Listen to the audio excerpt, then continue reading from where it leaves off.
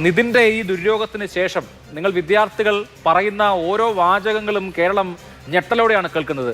ഒരു കോളേജിലെ വിദ്യാർത്ഥികൾക്ക് ഇങ്ങനെയൊക്കെ സംഭവിക്കുമോ? അവർ ഇത്രയും മനുഷ്യത്വരഹിതമായിട്ടുള്ള പീഡനങ്ങൾക്ക്, ആക്ഷേപങ്ങൾക്ക് വിധേയമാകുമോ എന്നൊരു ഞെട്ടലോടുകൂടിയാണ് സമൂഹം ഉൾക്കൊള്ളുന്നത് എന്നാണ് എനിക്ക് തോന്നുന്നത്. ആഷിഖിന് വ്യക്തിപരമായി ഇതുപോലെയുള്ള അനുഭവങ്ങൾ അവിടെ നിന്ന് നേരിട്ടിട്ടുണ്ടോ? നേരിട്ടിട്ടുണ്ട്. അതാണല്ലോ ഞാൻ ഇന്ന് വാർത്തകളിലെല്ലാം പറഞ്ഞത്.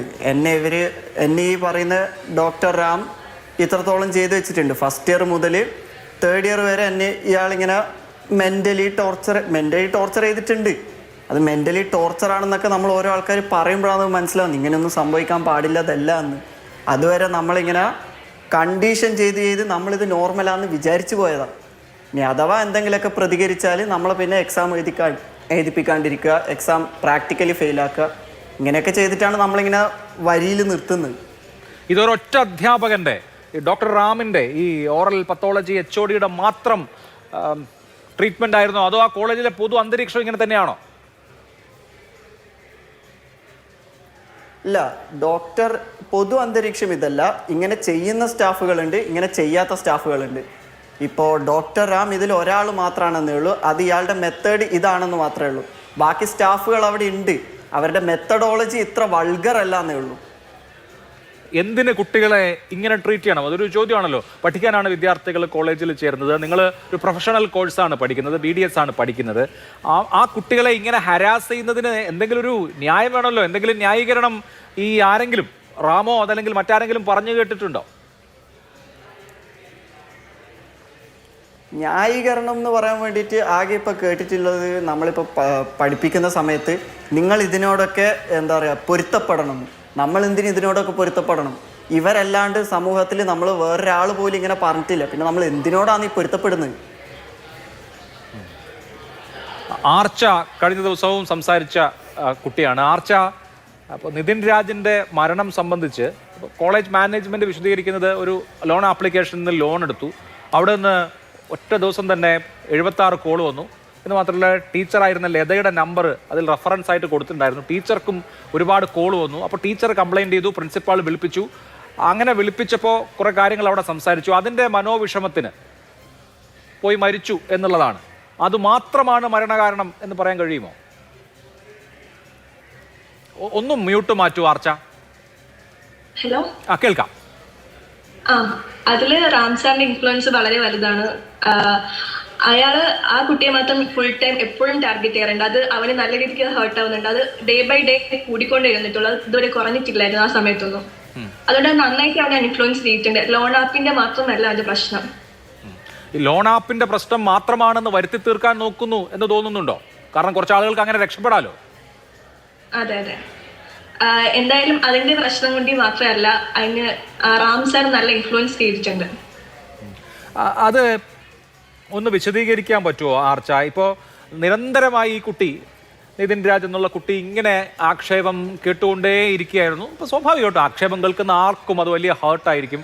അത് കാലങ്ങളോളം, ഇനി 10-15 കൊല്ലം കഴിഞ്ഞാലും കേട്ട ഒരു വാചകം വേട്ടയാടും. ഈ വിദ്യാർത്ഥി എന്തുകൊണ്ട് ടാർഗറ്റ് ചെയ്യപ്പെട്ടു എന്ന് ആർച്ചയ്ക്ക് തോന്നുന്നു? അതോ എല്ലാവരോടും ഇങ്ങനെ തന്നെയാണോ പെരുമാറുന്നത്? എല്ലാവരോടും ഇങ്ങനെ തന്നെയാണ്, പക്ഷെ അവനോട് മാത്രം കുറച്ച് കൂടുതലായിട്ട് എനിക്ക് തോന്നിയിട്ടുണ്ട്. എല്ലാവരും ബോഡി ഷെയിമും കാര്യങ്ങളൊക്കെ അളവ് വെച്ചിട്ടും എല്ലാം ചെയ്യാറുണ്ട്. പക്ഷെ അവനോട് എന്താ ഇത്ര ഒരു ടാർഗറ്റ് ചെയ്യുന്നതെന്ന് ഇതുവരെ എനിക്ക് മനസ്സിലായിട്ടില്ല. ക്ലാസ്സിൽ എല്ലാവരും ഉപയോഗിച്ച് ആ ഫുൾ ഡേ മൊത്തം ഒരാളെ ഇങ്ങനെ ടാർഗറ്റ് ചെയ്യുന്ന ആദ്യമായിട്ടാണ്. അയാൾ വന്നിട്ടുണ്ടെങ്കിലും എല്ലാവരും ടാർഗറ്റ് ചെയ്താൽ നേരത്തേക്ക് സംസാരിച്ചിട്ടുണ്ട്. പക്ഷെ ഇപ്പോൾ ലാസ്റ്റ് മൊമെന്റിലൊക്കെ അവനെ മാത്രം ഫോക്കസ് ചെയ്ത് ബാക്കി എല്ലാവരും അവോയ്ഡ് ആക്കി അവനെ മാത്രം ഇങ്ങനെ ടാർഗറ്റ് ചെയ്താൽ സംസാരിച്ചുകൊണ്ടിരുന്നത്. ഇപ്പോൾ നിതിൻ സംസാരിച്ചപ്പോൾ എപ്പോഴെങ്കിലും അയാളുടെ ആ വിഷമം പങ്കുവച്ചിട്ടുണ്ടോ? ഈ ഒരു അവസ്ഥയാണ് എൻ്റേതെന്ന് പറഞ്ഞിട്ടുണ്ടോ? എന്താണ്? എന്നോട് പറഞ്ഞിട്ടുണ്ടായിരുന്നു ഈ റാം സാറിനെ പറ്റി. എപ്പോഴും അവനെ മാത്രം എന്താ ഇങ്ങനെ ചെയ്യുന്നേ, ബാക്കി സ്റ്റുഡൻസിനെയൊക്കെ ഇത്ര ചെയ്യത്തില്ലല്ലോ, എന്നോട് എന്താ ഇത്ര വൈരാഗ്യം എന്നുള്ള രീതിയിലൊക്കെ സംസാരിച്ചിട്ടുണ്ടായിരുന്നു. അല്ല ആർച്ച, നിങ്ങളൊക്കെ പുതിയ തലമുറയിൽപ്പെട്ട കുട്ടികളാണ്, പ്രൊഫഷണൽ കോഴ്സ് പഠിക്കുന്ന വിദ്യാർത്ഥികളാണ്. അപ്പോൾ സ്വയം അവകാശബോധമുള്ള ആളുകളാണ്. അപ്പോൾ ഒരാൾ നമ്മളെ ബോഡി ഷെയിം ചെയ്യുന്നത് വളരെ തെറ്റായിട്ടുള്ള ഒരു കാര്യമാണ്. അല്ലെങ്കിൽ നമ്മളെ ഏതെങ്കിലും ജാതീയമായിട്ടുള്ള അധിക്ഷേപം ഉപയോഗിച്ച് വിമർശിക്കുന്നതോ ആക്ഷേപിക്കുന്നതോ ഒക്കെ വലിയ തെറ്റാണ്. അത് പരാതിപ്പെടേണ്ട ഒരു കാര്യമാണ് എന്ന് അവിടുത്തെ ഒരു വിദ്യാർത്ഥിക്ക് പോലും തോന്നിയിട്ടില്ലേ? തോന്നിയിട്ടുണ്ട്. പക്ഷേ എന്താ മനസ്സിലൊരു ഉൾഭയം, നമുക്ക് പരാതിപ്പെട്ടാൽ നാളെ നമ്മുടെ ലൈഫ് എന്താവും എന്നുള്ളൊരു ഇത് വെച്ച് ആരും കംപ്ലൈന്റ് ചെയ്തിട്ടില്ല. നമ്മളിപ്പോ കംപ്ലൈന്റ് ചെയ്താലും പുള്ളിക്കാരൻ അടുത്ത ആഴ്ച അല്ലെങ്കിൽ അടുത്ത ദിവസം വരും. ആ ഉറപ്പ് അദ്ദേഹത്തിനും ഉണ്ട്, നമുക്കും ഉണ്ട്. അപ്പൊ നമ്മൾ പോയി കംപ്ലൈന്റ് ചെയ്തിട്ട് ഒരു കാര്യമില്ല. അതുകൊണ്ട് നമ്മളാരും എല്ലാം അങ്ങ് സഹിച്ച് ക്ഷമിച്ചങ്ങ് പോവുമായിരുന്നു ഇത്രയും നാളും. അപ്പൊ ആഷിക്ക്, ഞാൻ ഇന്ന് മനസ്സിലാക്കിയത് കോളേജ് മാനേജ്മെന്റ് ഈ സംസാരിക്കുന്ന വിദ്യാർത്ഥികളെ നിരീക്ഷിക്കുന്നുണ്ട് എന്നൊക്കെയാണ്. എന്ന് പറഞ്ഞാൽ ആരാണെന്ന് നോക്കി വെക്കുന്നുണ്ട് എന്നുള്ളതാണ്. അപ്പോൾ ഇത്രയും വലിയ അനീതി അവിടെ നടക്കുമ്പോൾ, നിങ്ങളെപ്പോലെയുള്ള ആളുകൾ അധിക്ഷേപിക്കപ്പെടുമ്പോൾ ഭയങ്കര തെറ്റാണെന്ന് നിങ്ങൾക്ക് ഉറപ്പുണ്ടായിട്ടും നിങ്ങൾ ആ അധിക്ഷേപത്തിനെതിരെ പരാതിപ്പെടാത്തതാണോ, അതോ പേടിച്ചതാണോ, പരാതിപ്പെട്ടിട്ട് കാര്യമില്ല എന്ന് വിചാരിച്ചതാണോ, അല്ലെങ്കിൽ ഭാവി പോകുമെന്ന് വിചാരിച്ചതാണോ? എന്താണ് ഈ അധിക്ഷേപം? ഇങ്ങനെ ഒരാൾ, എനിക്ക് തോന്നുന്നു അയാൾക്കൊന്നും ഒരു മാനസിക വൈകല്യം ഉണ്ട്, ഈ ഡോക്ടർ റാം എന്ന് പറയുന്ന ആൾക്ക്. അല്ലെങ്കിൽ കുട്ടികളോട് ഇത്രയും മോശമായ വാക്കുകൾ നിരന്തരമായി ഉപയോഗിക്കില്ലല്ലോ. അപ്പോൾ ഇയാളെ പോലെയുള്ള ആളുകൾക്ക് വളമായത് എന്താണ്? ഇപ്പം ഞാൻ പറയുകയാണെങ്കിൽ നമ്മളിപ്പോൾ ഫസ്റ്റ് ഇയർ വരുമ്പം തന്നെ എനിക്ക് തോന്നുന്നു എൻ്റെ സെക്കൻഡ് ഇയർ ടൈമിലാണ് ഞാനൊരു കേസ് കേട്ടത്. നമ്മളെ കോളേജിൽ തന്നെ നടന്നത്. എൻ്റെ ഒരു സീനിയർ ചേച്ചി, സീനിയർ ചേച്ചിയുടെ ഫാദറിൻ്റെ കൂടെ ബീച്ചിൽ ഇങ്ങനെ പോയത് ഒരു സ്റ്റാഫ് അവിടെ കണ്ടു. ആ സ്റ്റാഫ് വന്നിട്ട് ഈ ചേച്ചീനോട് ഇതിങ്ങനെ അന്വേഷിച്ചു. എൻ്റെ ഫാദറിൻ്റെ കൂടെയാണ് പോയതെന്ന് പറഞ്ഞപ്പോഴത്തേക്ക് ആ ചേച്ചിയുടെ ആറ്റിറ്റ്യൂഡ് അങ്ങ് ഇഷ്ടപ്പെടാത്തതുകൊണ്ട് ചേച്ചീനെ 2.5 കൊല്ലാണ് അവിടെ ഇയർ ബാക്കിൽ ഇരുത്തിച്ചത്. ഈ പ്രാക്ടിക്കൽ ഫെയിലാക്കിയിട്ട്. തിയറി പാസ്സാവുന്നുണ്ട് ഈ ചേച്ചി, പക്ഷേ പ്രാക്ടിക്കലാണ് ഫെയിലാവുന്നത്. അപ്പോൾ അങ്ങനത്തെ ഒക്കെ കാര്യങ്ങൾ നമ്മൾ കേൾക്കുമ്പോൾ നമ്മളെങ്ങനെയാണ് നമ്മൾ സ്വന്തം റിസ്കിൽ ഈ പ്രതികരിക്കുക? 9 വർഷത്തെ ഒരു ലിമിറ്റ് ഉണ്ട് ഈ കോഴ്സ്. ഇതിങ്ങനെ നീണ്ടു പോയാൽ നമ്മൾ അവിടെ ഇരിക്കത്തല്ലുള്ളൂ. 9 കൊല്ലം അവിടെ കോർട്ട് കേസ്, 9 കൊല്ലം അവിടെ വേണമെങ്കിൽ തളച്ചിടാം. വക്കീൽ കേസ്